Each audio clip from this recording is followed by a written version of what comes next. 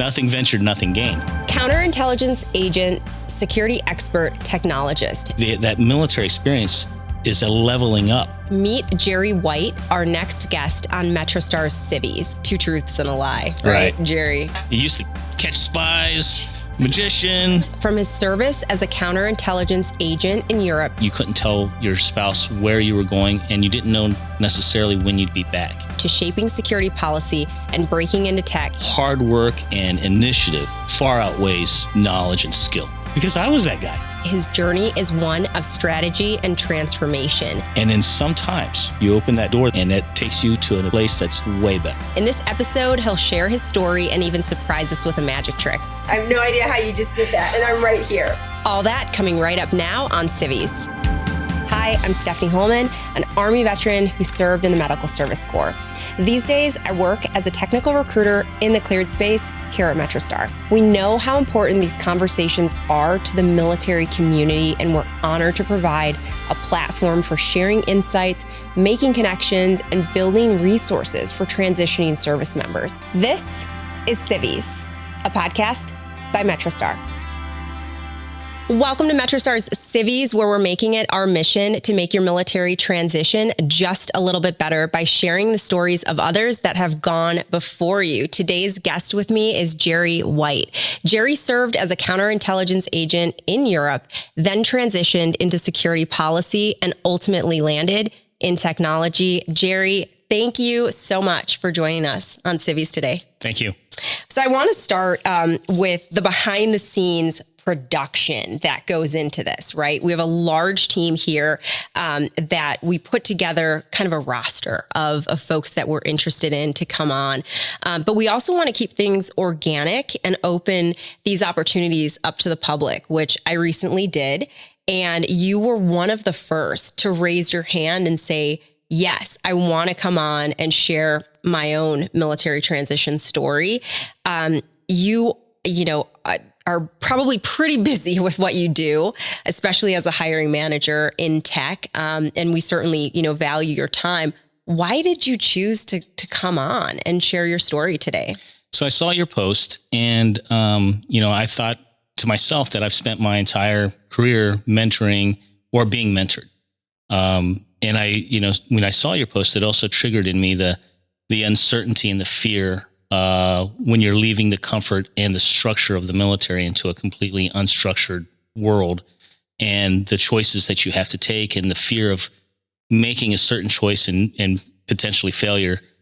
So I thought that was a relevant and worthy thing to participate in. Yeah. Well, again, thank you so much for joining us. From a technical recruiting perspective, there's a huge need for those, especially military veterans, that are breaking into tech or want to break into tech, right. To hear stories of those, like I mentioned, that have gone before them, and just get some tips and some resources. Can you share just a little bit about your military journey, where you started in the military and what you ultimately ended your career in? So, I started the military as a counterintelligence agent, and, my ultimate goal was to work for the CIA or the Secret Service or something like that. Sounds so cool. It sounds so cool, right? I mean, that's what you grow up thinking, Right. And so when I left the military, I continued that journey, and I was working as a contractor, doing essentially the same work in a support role. But as life kind of takes its turns, I needed to leave that because the inherent role of a CI person, you're doing a lot of travel. Mm-hmm. Most of your work is outside of a normal office space. In some cases, at least one of the jobs that I had, you couldn't tell your spouse where you were going, and you didn't know necessarily when you'd be back. Ooh, okay. And that can be a very stressful thing for a family to Very say stressful. that, hey, I'm leaving tomorrow. When are you going to be back? I don't know. Where are you going? I can't tell you. And you can't say the amount of days or weeks. Nothing, right? Nothing. And of course, you also are spending a lot of time not being truthful with your contacts and your friends and things like that. So that led me into looking for something that's more stable. That led me towards security policy. Mm-hmm. And I found that looking at security classification guides and drawing up security plans and issuing badges was not for me. I absolutely hated it. I did it because I was looking more for family and stability, but professionally, I was not where I wanted to be. So in working in that security policy arena, I worked with a lot of engineers, and the engineers recognized in me that in the discussions I had with them about security, that they thought I would make a pretty good analyst. So me being, in a family, I said, well, does it pay more? And right. so, you have to know. Right? You have does to it pay know more than what I'm doing? And is it going to financially work for you? Right. Right. And so they said, yeah. And so then I'm like, oh, then I'm down. And so I do it. And I thought, at least when I came on, and that was another scary thing, was that the hiring manager, that luckily they were in a position where they needed people badly at the time, but it was only temporary. So the hiring manager told me, he says, I looked at your resume, you're, in a completely different field. This is a technical field. We really can't use you, but we could use the bodies for now. We're going to try you out for a couple of weeks, but I'm going to tell you right now, I don't think this is going to work out. Oof. I'm just imagining myself in that position. I feel like I would take a very deep breath and a hard swallow. Right. Oh, what were you feeling when? Well, so there was a lot that I had to prove, right? Sure. Because I did have enough confidence in myself and awareness of people around me that I knew that I am out of my depth in going into this job, but I spent a lot of time preparing every day for the tasks that we needed to do. And so I found myself coming into meetings more prepared, more knowledgeable in many cases than the people that were doing this job for 10, 20 years.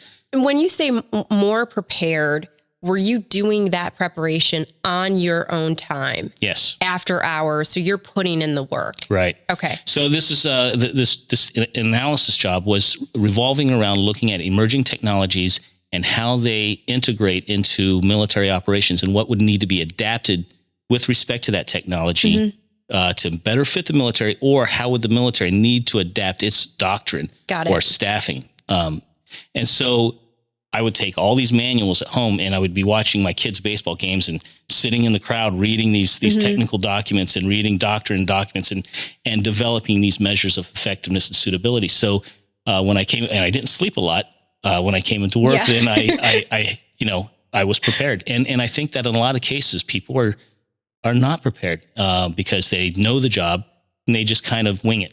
And luckily for me, that was my opportunity. Walk me through, I'm sure there was, from going from a non-technical background into a tech role, did you have or feel imposter syndrome? Like, how was that experience for you? Yeah. I would say that every day I would be writing up documents and I would be thinking to myself, sooner or later, these guys are going to figure out that I'm completely making everything up, that I'm completely guessing as to what these are. And I was making educated guesses, and I was using documents and whatnot and research. But at the same time, I had no natural knowledge and ability that I was trained for this. And again, this is how the military and civilian life was different, where every situation and every opportunity in the military was completely trained for, was completely planned. Even just going away for the weekend, every Friday before they let everybody go, they have a safety brief. Don't do this, don't do that. Don't go here, don't go there. So when you're in the civilian world and you're going into these new situations, there's no training, there's no preparation.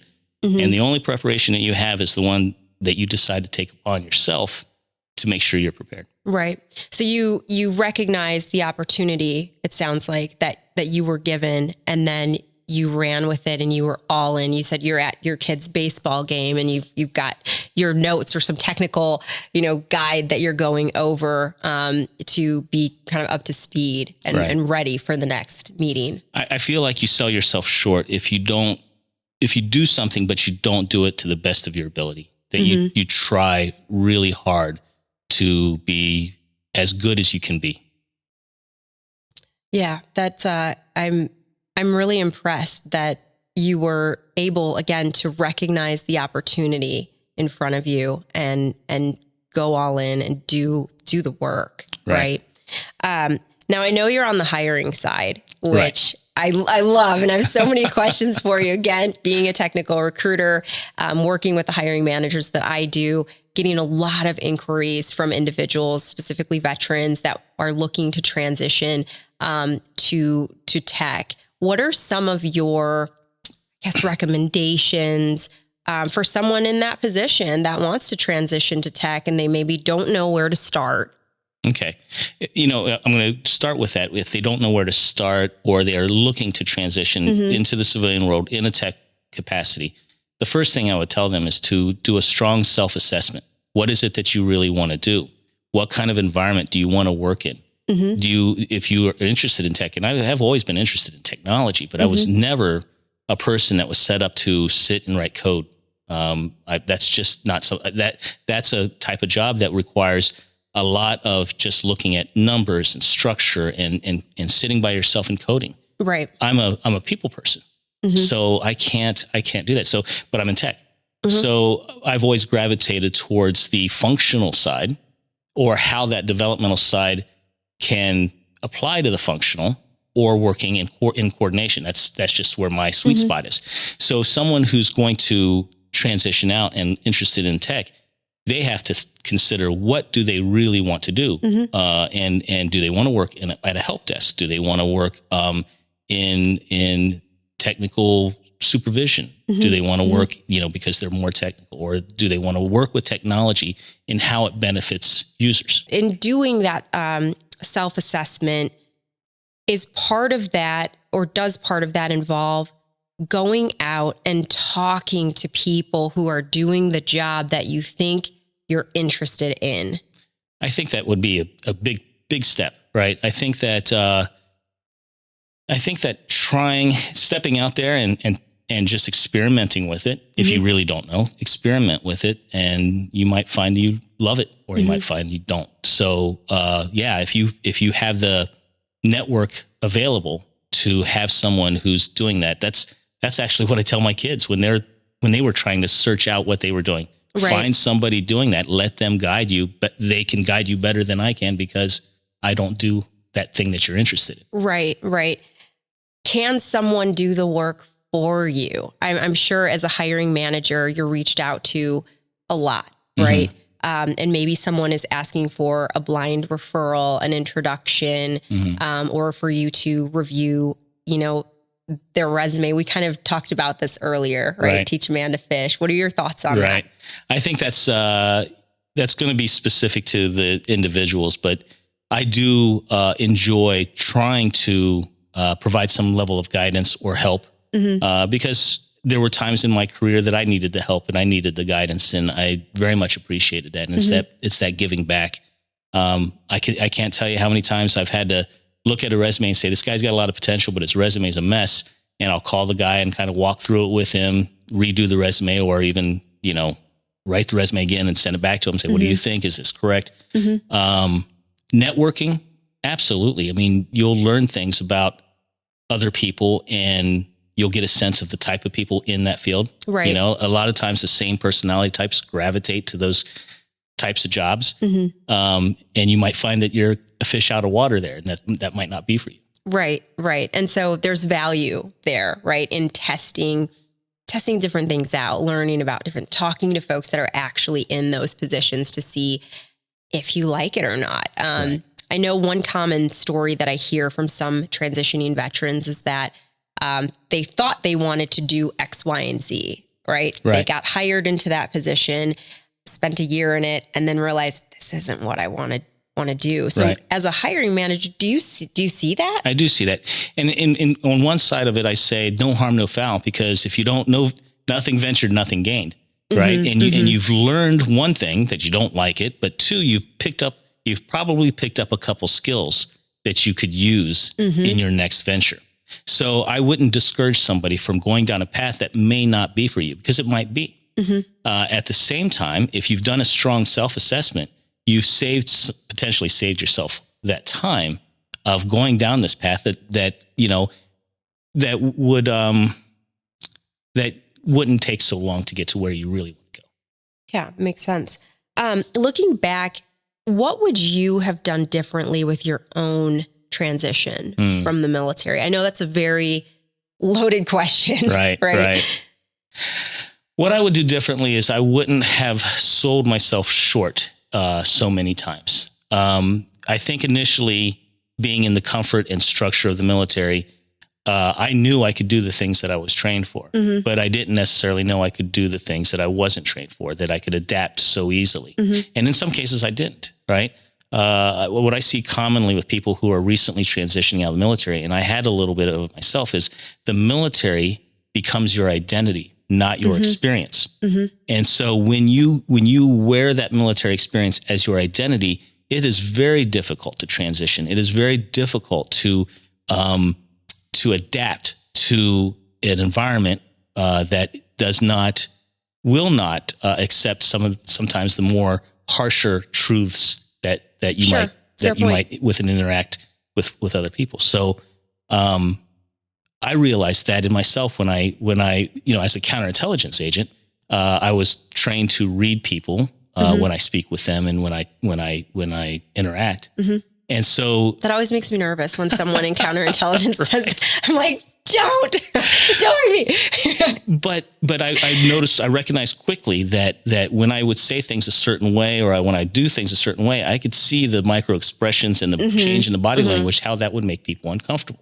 Sure. And so I had to step back and reassess, what is it that I really wanted do and how do I want to go about it if I'm going to accomplish it? So I had to make adjustments in my the way I interact with other people. Makes sense. One question that I get all the time from our audience is, how soon should I start preparing for my military transition? I don't know that there's a perfect answer to that. How soon did you start preparing for your transition, Jery? I would say you would want to prepare from the minute you start thinking about wanting to transition. Because when you start at that point, it's not too late to change your mind, potentially, right? If you're not at the retirement age. But if you're thinking about transitioning, start that process early and don't tell anyone. Because in the military... don't tell anyone that you work with in the military, right? Because in the military, that environment of you're a hero to zero in no time flat, you're seen as, we don't have to give you any more training. We don't have to invest in you anymore. You're leaving anyway. And that might not be the case for someone who decides that's not what he wants to do. Now he's put himself in a place where, he's kind of an outsider. So I would say that you would start to do the research. And I tell you, with the resources now, with between AI and the internet and things like that I didn't have, provides a huge advantage to understanding whether you want to do it and what directions you want to go. I want to go back to your path, into tech, coming from a non-tech background, right? And it sounds like you worked really hard, quite honestly, to bridge that gap, right? So for veterans who are looking at transitioning into tech roles and they feel really, really intimidated, what do you say to those veterans? I would say that 90% of everyone is really, really intimidated, especially coming out of the military. Okay. Right? Because you see everybody, like when I first went to work with the FBI, I saw them, I was very intimidated. I'm like, I'm going to be working with the FBI, right? Yeah. You go into the tech world and you have a lot of really smart people, and you go into these corporate offices and they're very slick, and it's very intimidating, right? Because you worked in a shack, or you worked in a box in Afghanistan, right? And you got this nice corporate office and all these things and these really smart people. So I was absolutely terrified and intimidated by these people. But I would say have confidence in yourself that they're people like you, and they felt exactly the same as you as they were transitioning out of college and into these roles. True. Right. At the end of the day, people are people, and we share similar experiences. So when you transitioned and you found yourself in tech, were there like internal corporate groups that you joined or networking groups to make you more comfortable and realize like, oh, I'm not the only one that's going through this or this experience or feeling this way, right? Of being a little kind of intimidated of the environment or the just how much you had to learn. Yeah. I don't think I did that as much. I really relied on studying and trying to be not the smartest person in the room, because nobody likes the smartest guy in the room, but to be the guy with the answer, the guy that is looking ahead for solutions. So that for me developed a credibility that I didn't have to work so hard looking for other roles, because I established the credibility that I knew what I was talking about, and everybody was looking for me to join their team. And I feel very lucky about that. And you established a reputation, Right. For yourself as well. I'd like to talk about leadership and your military experience, particularly in intelligence and counterintelligence, how that's shaped your leadership style today.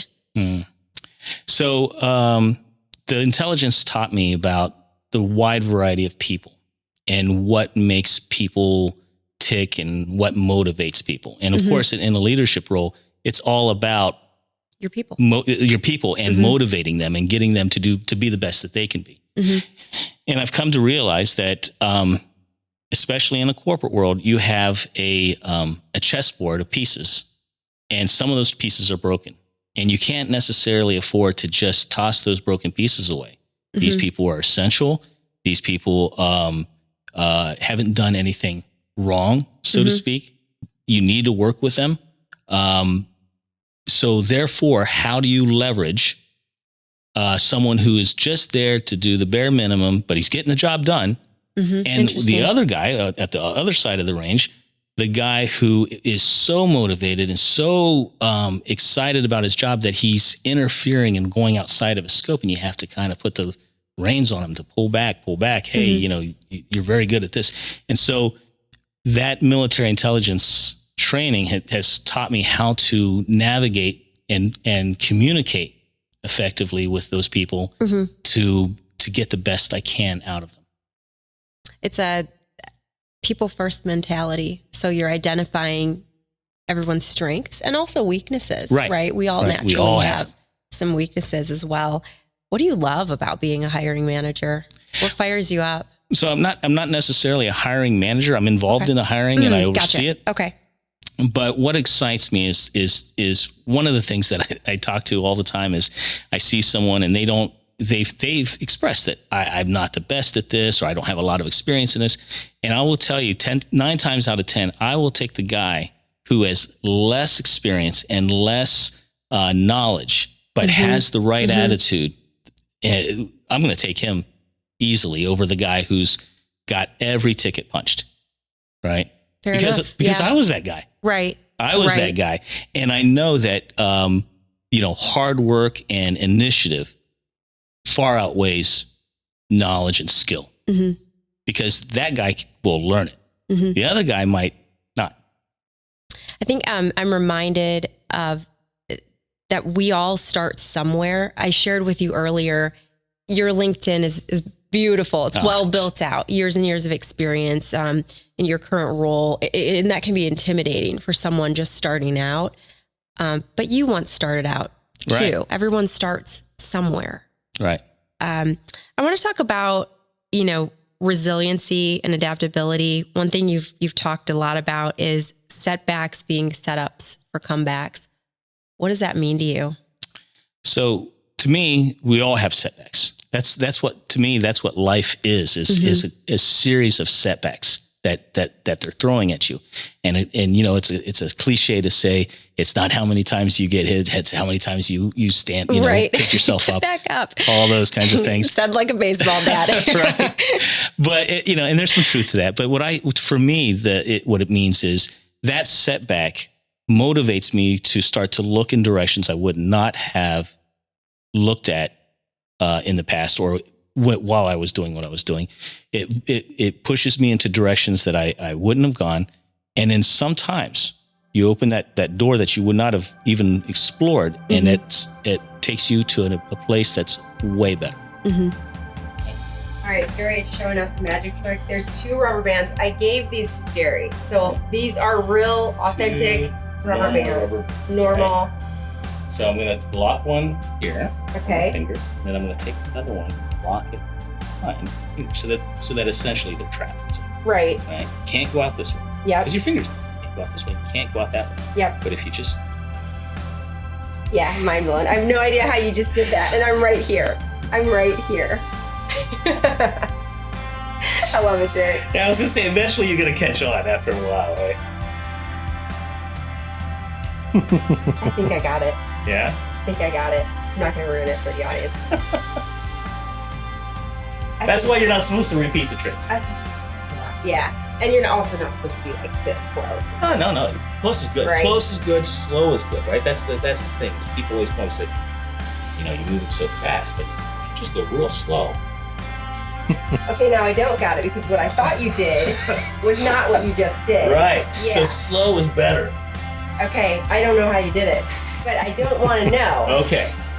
The story with that is tell that us the story of the I was magic. doing my, technology work, and my daughter was turning 7, and so I was calling different magicians because I wanted to do a magic show. But How do you even find magicians? Right, There's a magician book? well, back in the day we had phone books. Oh, okay. Fair point. Right? Fair So we point. had phone Go books. to I'm going DMs. through the phone Right. book and I'm calling people, and each one I called, they're like, they would say it was $200 or something for an hour. And I would say, well, okay, what do you do? And they're like, well, we do a great show, and your kid is the star of the show. I'm like, yeah, but I'm paying you $200. What is it you're doing though? Right. What We're talking a rabbit out of the hat and thing. they're like, or... wow. And they would just talk around it. And I'm like, I'm not buying this, right? From somebody who isn't going to explain to me what they do. Right. So then I go through the book and I find a magic shop, and I go to the magic shop and I see these guys, and they start showing me these magic tricks. And I'm like, I don't know what any of these things are. So I was like, just give me your 10 simplest tricks. So I do that, do it really well. And I really enjoyed working with my daughter. I mean, the excitement that she had, and we put on the show together. That's priceless. Right? We loved it. And yeah, we little really, kid. Yeah. So she was the star of the show by being the magician the entire time. Mm-hmm. But I went to work and I started doing some of these tricks, and people were like, that's awesome. So then I started liking it. And then so I was at a lot of times, and at the time I would show my wife, hey, honey, check this out. And she would say, right? She had absolutely no interest. So then I would find myself. Are we talking cards or like the quarter behind pick a card, the ear? Pick a card, okay, right? Okay. So I went to the magic shop and I would start hanging out with these guys. And eventually I told the guy, I was like, well, part of the problem is I come in and you guys are standing around showing me stuff. And I'm like, I have no idea what these things are. And I don't know. Right. I said, so your selling technique is, because they were not doing well as a shop. And I was like, your selling technique's terrible. And so they said, well, anyway, so I this magician comes in and he was telling me, how tough the magic business is. Can I get a visual on the magician? Like, did he have long curly hair or? He had straight black hair. And, okay. I used to call myself Jery, the pretty good magician, but yeah. So he had straight black hair and he was the, majestic, magnificent, whatever. And he was telling me how tough it is. And I go, it's not tough. I said, what you don't do is you don't know how to sell yourself. And he's like, you don't know what you're talking about. You've never done this. I said, man, I will tell you this. I will sell you better than you can sell yourself. He's like, so we made a bet. Yeah. 3 days later, I had a multi-year contract with the city for him.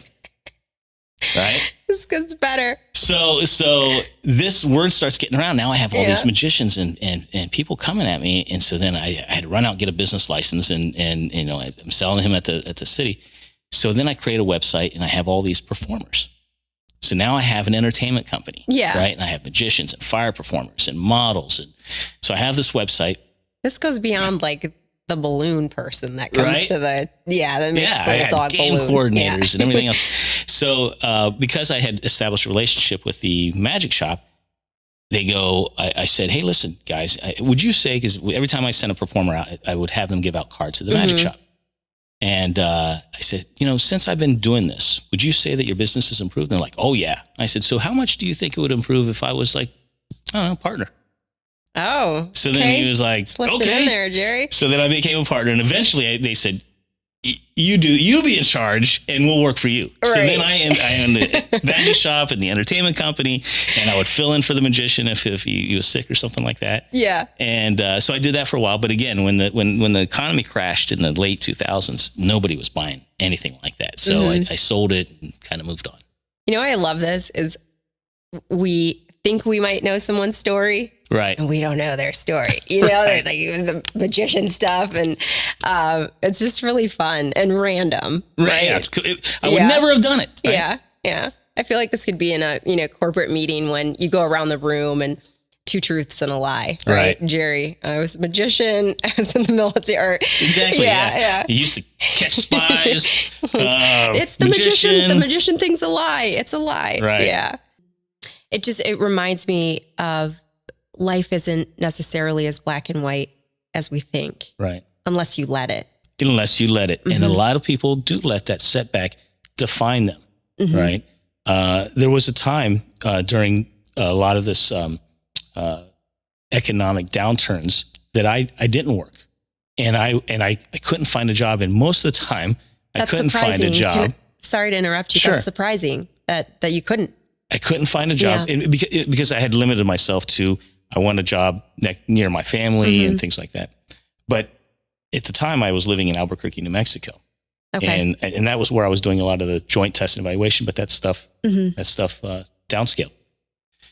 I found that I was overqualified for nearly everything. And it motivated me to start looking outside of what I would normally look at and explore. And that led me to my current company where they hired me to lead a software development team. And after the interview, he says, "You're hired, when can you start?" And I said, "Excuse me, I've never written a piece of code. I don't know software. Are you sure you got the right guy?" Because and you asked it. I did. I asked him directly, because I didn't want to come onto this team and fail. Really, I was afraid of failure. And that's what you were talking about earlier. Leading with transparency. It matters. Keep going. Right. Yeah. So I told him, I'm like, I don't know if I can do this. He's like, I've learned everything I need to learn about you. I'm positive you can do it. You'll be fine. So I left the company to go home, and I was thinking to myself, well, I better get smart on this. And so I started reading and doing research, and ultimately at the end of the day, leading a software development team. And just like the military, the military teaches you dynamic decision making, making decisions under pressure, working with people, teamwork. So leading a software development team, and the military absolutely prepared me for that type of job. I just didn't realize it. Right. And I think that a lot of people take that military experience and think that they have to transition it, when actually that military experience is a leveling up. Use that military experience to level up what you're bringing to the table, because what you're bringing to the table is not something a kid from college has. Very true. Right. And so you have worked under pressure. You've had to make decisions and work with teams and do very technical things that you don't maybe realize are technical. You understand the adherence to policies and procedures. You understand the importance of a chain of command. All those things you're bringing to the table that's very attractive to a company. Absolutely. Because you want a guy who's working for the betterment of the organization. And to me, that was what the Army was. You were working in a group of people for the betterment of the organization and taking care of your people. It's bigger than yourself. Yeah. Right. I had a go back. You mentioned you had various periods of unemployment where you might have been overqualified for roles. How did you deal with that? I know a lot of folks in our audience, they're dealing with that right now. And it's a very hard place to be, right? Because they've got the experience, they've got the degree, they're qualified, and they're just not getting hired. It's a huge blow to your self perception, your self view, and there was a time I started to doubt myself. What am I doing wrong? What am I not doing? And I think that you deal with it by, again, not letting it define you, but to start to look in directions that you wouldn't have normally looked. And also not limiting your options to what you are so qualified in. Right. Because a lot of those things are transferable, and again, opens those doors to things that is absolutely something you would love to do. You just never thought about it. Right. So don't limit yourself. Talk to me about the importance of networking when you're looking for a job and the different types of networking that you can do. Right. So I do a lot of networking because I'm also involved in business development. And so I go to a lot of GovCon events, and I meet a wide variety of people. And I will have to say that I've met a lot of great people doing a lot of great things. But I'm going to say 90% of the people I meet isn't really useful to me with respect to maybe the task order or the business that I'm currently trying to do. Sure. But everybody has value. And everyone I've met has brought some level of value to me, whether that's not what we want to do. You know? But at the same time, a lot of it is timing, right? So you might be in the diaper making business, and I meet you, and I'm doing tech. And I think to myself, well, there's nothing really for me, but I still want to know you and meet you, and great. A year later, I might have a task order that says, hey, you know, we have this technology, and it has something to do with making diapers. Sure. I know a person. You know, right. And then I would reach out to you and say, hey, let's see if we can collaborate on this. And boom. So what I'm saying is that the value isn't necessarily on the face. You have to look deeper, and you sometimes have to hold it and use it when it becomes time.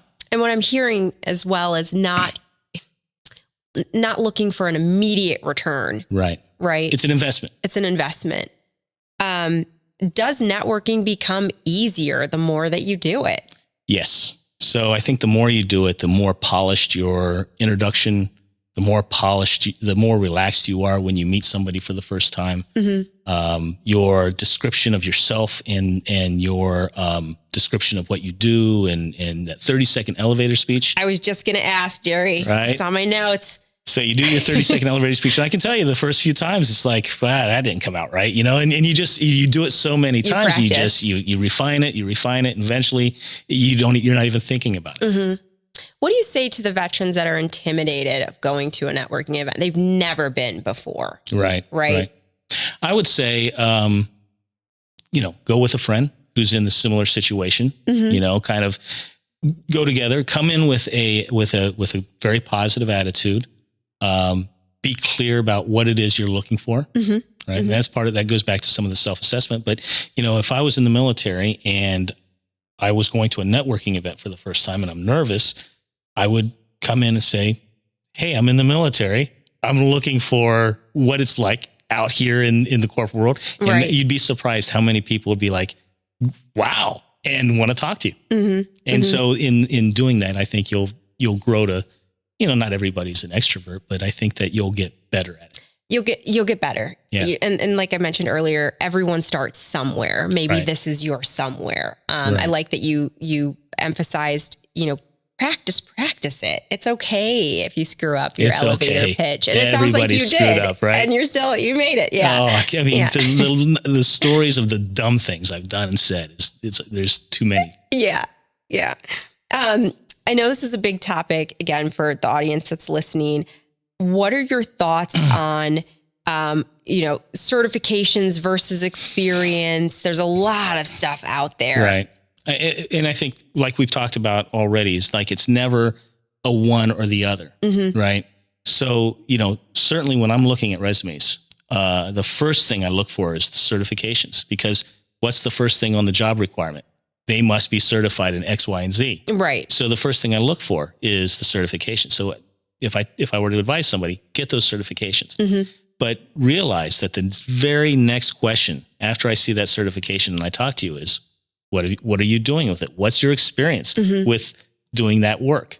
So if you're looking for a job and you don't have that experience, what have you been doing with that experience? Have you been volunteering and using that experience for a church or a school or a charity group? Do you have a home lab?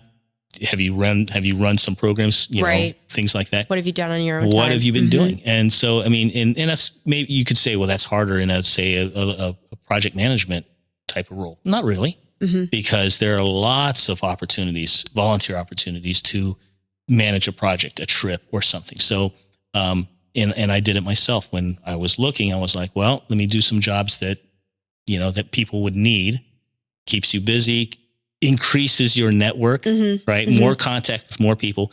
I do not advise people to sit and just submit resumes and reach out to recruiters, because that's simply not enough. That's the bare minimum. In looking back at your journey, all the steps that you took getting here, is there anything that you would have done different, or were some of those missteps that you had valuable in the end? So I think the first thing I would tell myself or do differently is not sell myself short, because I did initially lack confidence in going truly corporate to away from the defense contractor doing the same job to doing something completely different, moving from security policy into a tech environment that I had no experience in. Sure. And so I initially sold myself short, but me being me, it motivated me to, I didn't want to look stupid. Right. So, and no one does. Right? No one does. So I just forced myself to consume and read and understand and be better. So, I would say that have more confidence in myself that you can do it. And because once I gained that knowledge, then the confidence came with it. How important is that internal motivation for staying current with technology trends and things changing in this environment? Well, I think that's different depending on what type of role that you're looking at. I think in general, all roles, you have to stay current. And right now it's so difficult because the technology is moving so fast. It's really difficult. So I think that, for example, LinkedIn is all constantly offering courses, and I take those courses periodically, and to keep me updated, using AI and project management and understand and using AI to, I would take some preliminary coding classes just so I can understand my programmers a little bit better. Right. And you're taking that step on your own time. On my own time. Absolutely. I mean, that's another thing that I find somewhat frustrating is that mindset that I don't want to do anything extra until you pay me to do that extra or give me that role to do that. That's a good point, right? I think that you should, I believe that you should go out and show that you can do it and prove that you can do it. And then you've earned that position rather than be given a position and hope you rise to the occasion. Right. And so to me, that's the discrepancy of the way of thinking that I find with it. I don't think discrepancy is the right word, but it's the, not that. Right. Not quite. Right. So there's value in investing in yourself and showing that you've made that investment. So when that opportunity does show up, because it will eventually show up. If you're investing in yourself, what you put in is what you get out. Right. And sometimes what you put in, what you get out is much greater. Like stocks. There's very few occasions where you put in, you get nothing from it. I haven't run into that situation where you've invested in something. Maybe it's not what you wanted to get out of it. Right. But I don't think that you don't get anything out of it. And that what you get out of it is sometimes don't do that. All right. $1 million last question for you here. If there's one message that you want to leave our veterans that are listening to this podcast today with, who are considering a career shift into IT, what do you want to leave them with? If they're considering it, do your research, evaluate yourself, and don't be afraid. Take the risk, make the first steps. It's much easier if you start connecting with people in that direction that you want to go, because they will offer you that advice, and they will offer you that their thoughts that, you'll be pounding your head into the wall, not doing it right because you just don't know any better. Right. And having someone in that network tell you, hey, also go the extra step of joining some of these organizations that there's so many veterans organizations that not only teach you technical skills, but connect you with others in that technical field to assist you in that transition. And, they're far greater than they were when I transitioned out. And, it's sometimes I'm jealous, like, oh, wow, if I'd had that, who knows? Who knows, right? So do those things. Absolutely. No one does it alone. And I'm glad you brought up those resources. You actually brought us quite a robust list of resources. We're going to share that in the comments. Jery, thank you so much for spending time with us here on the MetroStar Civvies podcast. Where can folks reach you if they want to connect? Right. Okay. So the best way to reach me is on LinkedIn. Okay. So my name is Jery White, which I think is going to be on the and Jery with one R. With one R. And you will find me pretty quickly because there's not too many people with one R in their name. So yeah, LinkedIn is probably the best way to reach out to me. Sounds good. Thanks again for being here, Jery. You're welcome.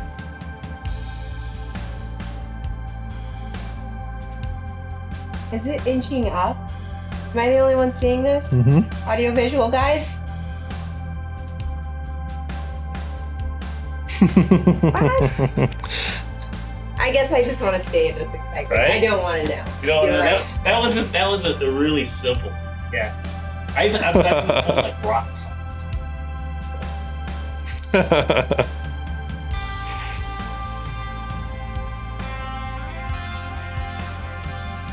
I don't know how. I love that. I got nothing, Jery. I'm sorry. I got nothing for you. I have no magic tricks. That's okay. Yeah, that's okay. Just the excitement of like a 7-year-old girl that lives inside of you right now. Good job.